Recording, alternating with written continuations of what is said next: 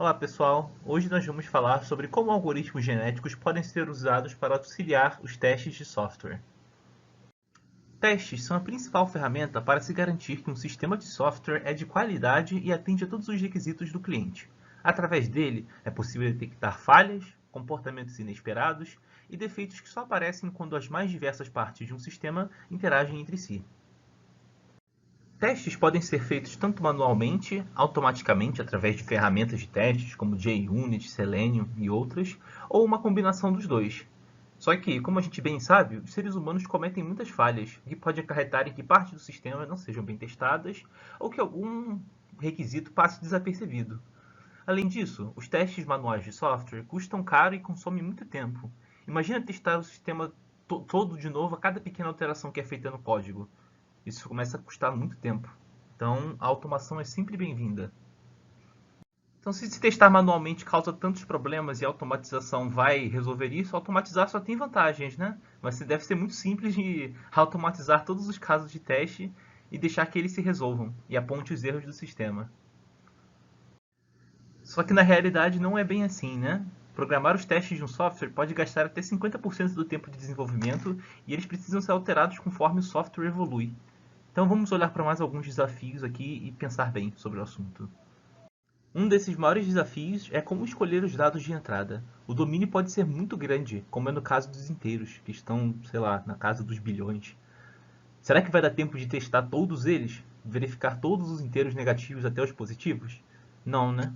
Então a gente vai precisar escolher um subconjunto de dados. Mas será que esse subconjunto que a gente escolheu é bom o suficiente? Será que ele vai revelar todos os problemas que podem ocorrer e todas as falhas do nosso sistema? Vamos ver no próximo slide. Nesse exemplo, a função soma duvidosa faz, ou pelo menos deveria fazer, a soma de dois inteiros e retornar o resultado deles.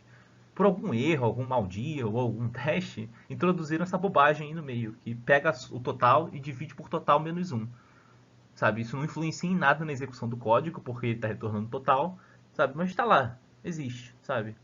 Então, para esses testes que foram feitos nas últimas linhas, não vai apresentar nenhum erro, né? Porque ele vai retornar a soma bonitinho, sem nenhum problema. Mas o que aconteceria se a gente escolhesse 0 e 1, ou 1 e 0? A gente teria um problema, sabe?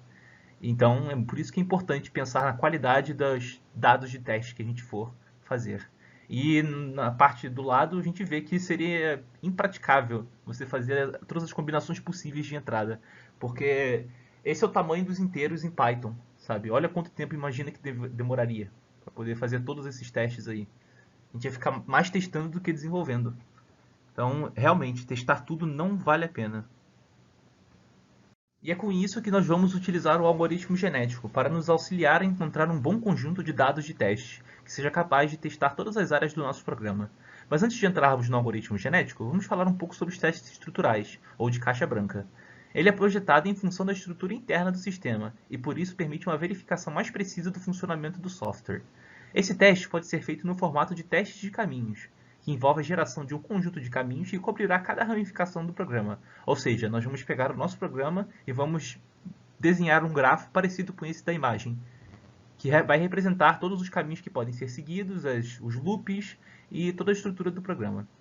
A nossa tarefa, então, será de encontrar um conjunto de dados de teste que passa pela maior parte do grafo possível, a fim de garantir que todas as áreas do programa foram testadas, como eu havia dito.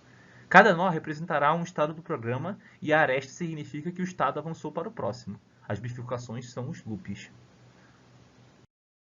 Eu vou dar uma breve introdução do que é o algoritmo genético.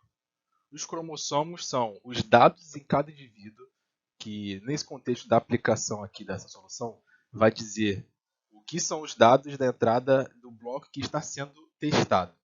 A função de avaliação vai ser o que vai dar a nota ao indivíduo, que servirá de comparação para dizer se ele é melhor ou pior do que os outros indivíduos, né? Será comparativo entre os outros. A seleção, baseado na função de avaliação, a seleção terá um critério para avaliar e decidir quais serão os indivíduos que farão o crossover, né? O cruzamento de cromossomos. O crossover é a operação que realiza a troca de genes dos cromossomos, que vai trocar a informação dos indivíduos selecionados para gerar diversidade. A mutação é algo que é introduzida aleatoriamente para gerar algo mais ainda diversidade. Essa mutação pode ser tanto benéfica ou maléfica. Fica a critério da aleatoriedade. O algoritmo genético nessa solução. Dado um gráfico de caminho, cada gráfico de caminho vai ter algum piso. E esse piso vai seguir a regra de 80-20. 80 vai ser para casos onde existem bifurcações ou loops. Algum tipo de if, algum while, alguma condição. Existe uma condição de entrada que vai bifurcar o fluxo de execução do código. Esse caso, onde existe uma bifurcação que vai executar algum código específico, ele possui algum tipo de prioridade. Então, eles precisam de um peso maior.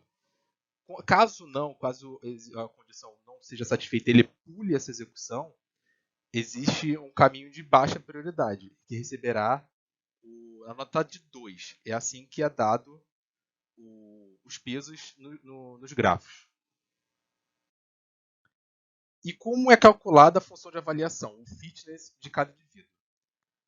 Com a entrada de dados baseada nos cromossomos, o fitness é calculado baseado na soma do caminho que esses dados conseguiu percorrer no gráfico de caminho. Ou seja, vamos supor que ele vai 10, ele vai para aqui, vai para 8, 8 e 8. Ou seja, a nota final dele vai ser a soma de todo esse caminho. E isso vai ser a nota dele no fitness.